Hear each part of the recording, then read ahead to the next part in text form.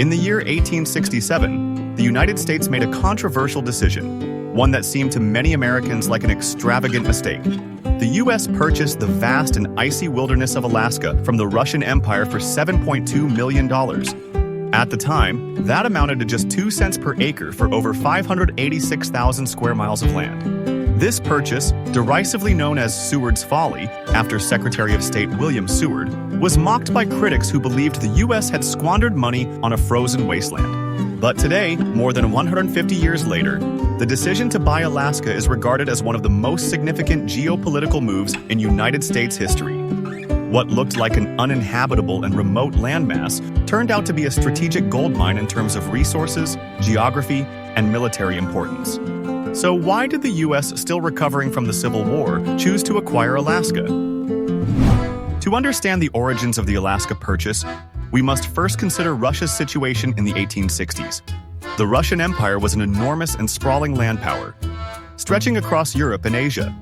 By the mid-19th century, it had also claimed Alaska, which was known to them as Russian America. However, despite its immense size, Alaska was geographically isolated from the Russian heartland. It was also home to a small population, comprising mainly Russian settlers, indigenous Alaskan communities, and fur traders. Still, Russia's motivation for controlling Alaska initially stemmed from the fur trade, which had been highly lucrative in the 18th century. Russian explorers, fur traders, and officials had ventured into Alaska and established Russian America in the 1740s, claiming the territory for the empire. For a while, Alaska's fur industry was a valuable asset, with sea otter pelts and other furs fetching high prices in Europe and China. However, by the mid-19th century, the fur trade in Alaska was in steep decline. Overhunting and dwindling wildlife populations made the territory less profitable for the Russian Empire. Additionally, maintaining this remote outpost was incredibly expensive. St. Petersburg, Russia's capital, was more than 4,000 miles from Alaska, separated by vast stretches of land and sea. Meanwhile, Russia had bigger concerns closer to home. The empire was facing mounting difficulties in Europe. The Crimean War of 1853, fought against the Ottoman Empire, Britain, and France, had ended in a disastrous defeat for Russia. This conflict weakened Russia economically and militarily, leaving the empire with pressing issues on the European front. Moreover, Russia had grown fearful about British expansion. At the time, British North America, which would later become Canada, bordered Alaska. The British Empire was expanding westward across the continent, and there was a very real possibility that if Russia didn't sell Alaska, it could lose the territory to Britain in a future conflict. Therefore, Russia needed to make a decision. Should it keep a territory that was hard to defend and barely profitable, or should it sell it before it became a liability?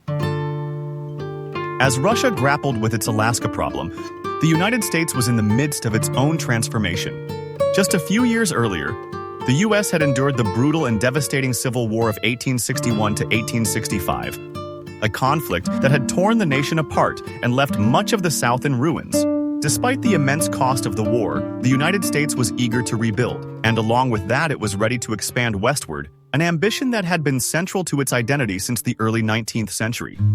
But by the 1860s, the United States had already acquired most of the land from the Atlantic to the Pacific, fulfilling the promise of manifest destiny.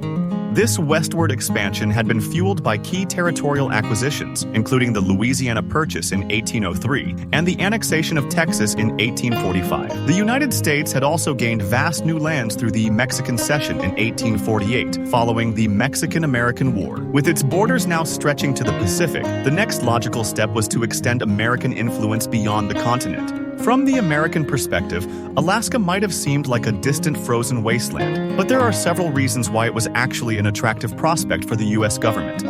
One of the key factors driving the United States' interest in Alaska was its proximity to British North America.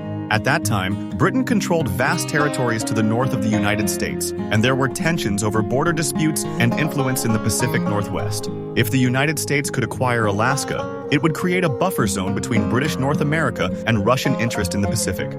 By controlling Alaska, the U.S. could prevent British expansion into the region, which was a very real concern. Britain was one of the dominant colonial powers in the 19th century, and its influence was expanding rapidly, especially in Canada.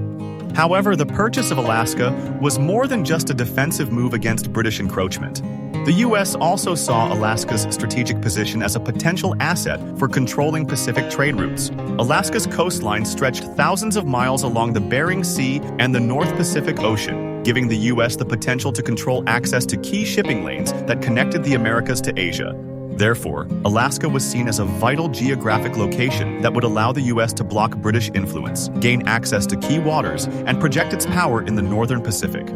While many Americans initially dismissed Alaska as a frozen wasteland, some forward-thinking leaders like Seward saw the territory's potential for natural resources. At the time of the purchase, Alaska's resources were largely unexplored, but there were clues that the land could be rich in untapped wealth.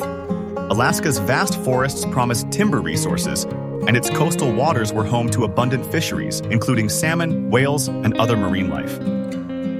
The fishing industry, especially in the Bering Sea, had the potential to provide the United States with valuable seafood resources, which could be exported to Europe and Asia. Moreover, the possibility of finding precious minerals such as gold and coal in Alaska's mountainous interior excited American prospectors. Though the Klondike Gold Rush wouldn't occur until the 1890s, many already believed that Alaska's mountains might hold rich veins of gold, silver, and other valuable minerals. In addition to the land's natural resources, there was the prospect of fur trading, which had been the primary industry during Russian rule. While the fur trade was declining, it still held potential, particularly with sea otters and other fur-bearing animals. As a result, the U.S. saw Alaska not only as a geopolitical asset, but also as a future economic powerhouse that could provide raw materials to fuel American growth. Another reason why Alaska was so appealing to the United States was its location near Asia. Alaska's proximity to Russia, Japan, and China made it a potential gateway for trade with these countries. At the time, the United States had a growing interest in establishing trade relations with Asian markets, particularly China and Japan. The 1850s had seen the opening of Japan to foreign trade thanks to Commodore Perry's expedition, and China was emerging as a major destination for American exports. Alaska, with its long coastline and access to the Pacific Ocean, was ideally positioned to serve as a staging point for American ships headed towards Asia. Furthermore, owning Alaska would give the states a strategic military foothold in the Pacific and Arctic regions. Though this aspect wasn't fully realized until the 20th century, the U.S. already recognized Alaska's importance as a potential defense outpost. The Northern Pacific was becoming an increasingly critical theater for international trade, exploration, and power projection, and Alaska's proximity to Asia and Europe meant it could play a pivotal role in future conflicts or negotiations with these powers. Thus, the acquisition of Alaska wasn't just about controlling American soil.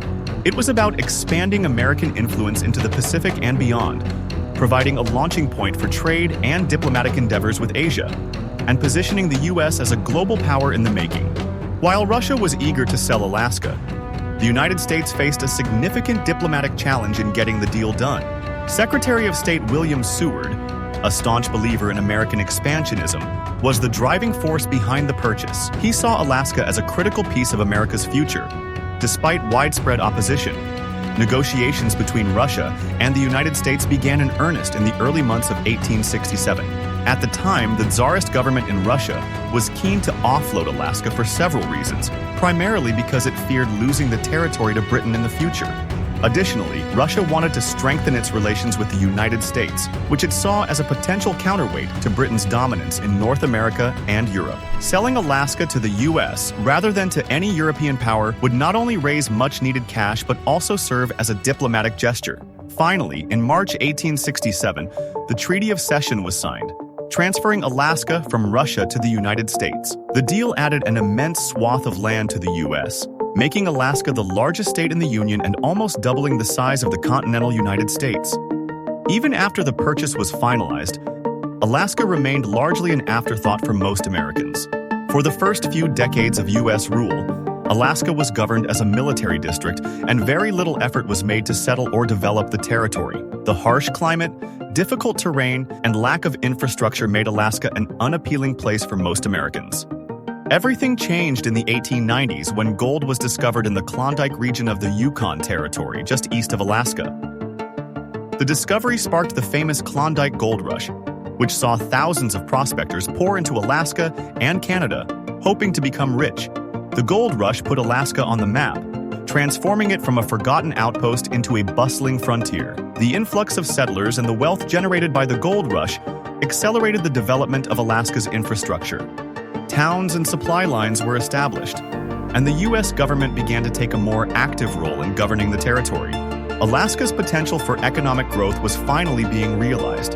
Although it wasn't just gold that drew people to the region, other natural resources, including coal, copper, and oil, would soon be discovered, cementing Alaska's economic importance. As the 20th century unfolded, Alaska's strategic importance became more apparent, particularly during World War II. The outbreak of the war in the Pacific Theater thrust Alaska into the spotlight as a key military outpost. The Aleutian Islands, a chain of islands extending westward from the Alaskan mainland, were seen as a potential target for Japanese forces, given their proximity to Japan. In 1942, Japanese forces briefly occupied the islands of Attu and Kiska in the Aleutians, marking the only time during World War II that enemy forces occupied U.S. soil. The U.S. military quickly moved to build up defenses in Alaska, constructing airfields, military bases, and fortifications. The Battle of the Aleutian Islands saw American forces successfully repel the Japanese invaders, but the experience underscored Alaska's critical location in protecting the North Pacific. Therefore, by the end of World War II, Alaska's role as a strategic military asset was solidified. The territory's proximity to both Asia and Europe made it an ideal location for military installations and early warning systems, which would become even more important during the Cold War. During the Cold War, Alaska's strategic value grew even further due to its proximity to the Soviet Union.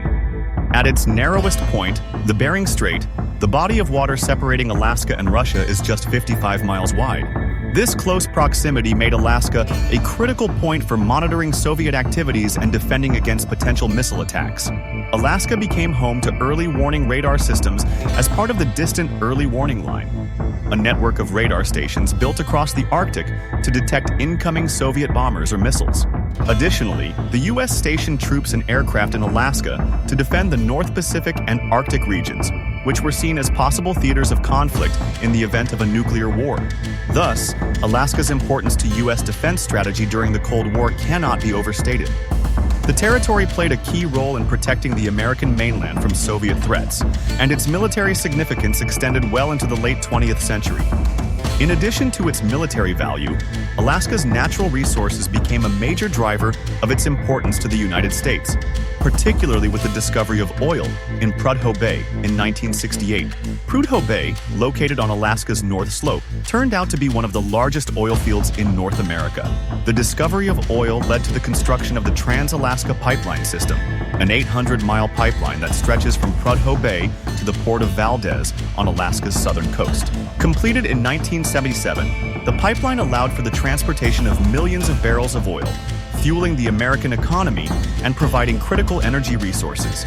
Moreover, the oil industry transformed Alaska's economy, bringing wealth and development to the region. While the environmental impact of oil drilling has been a source of controversy, the economic benefits of Alaska's oil reserves are undeniable. Looking back, the decision to purchase Alaska from Russia in 1867 was far from a mistake. What many critics at that time saw as a useless frozen landmass turned out to be one of the most important acquisitions in U.S. history. Alaska provided the United States with vast natural resources, a strategic military position, and the gateway to the Pacific and Asia. Today, Alaska is a crucial part of the American landscape, contributing to the nation's defense, economy, and environmental diversity. The vision of William H. Seward, once mocked by his opponents, has now been proven to be correct. Alaska was not only a sound investment, but also a decision that reshaped America's role in the world, providing it with land, wealth, and security in ways that no one in 1867 could have fully imagined. Ultimately, the purchase of Alaska wasn't just about acquiring land. It was about securing the future. Hey everyone, before we finish, I just want to take a moment to talk to you directly. Creating these videos takes a lot of time and effort, and I do it all by myself. I genuinely love bringing history to life, but to be honest, balancing this with my full-time job is tough. My goal is to eventually make this my full-time work, which would allow me to produce even more high-quality, engaging content like this one. If you have enjoyed this video or found it helpful, please consider subscribing and supporting the channel. Your support means the world to me and would help me move closer to creating more of these videos more often. Thanks again for watching, and I'll see you in the next one.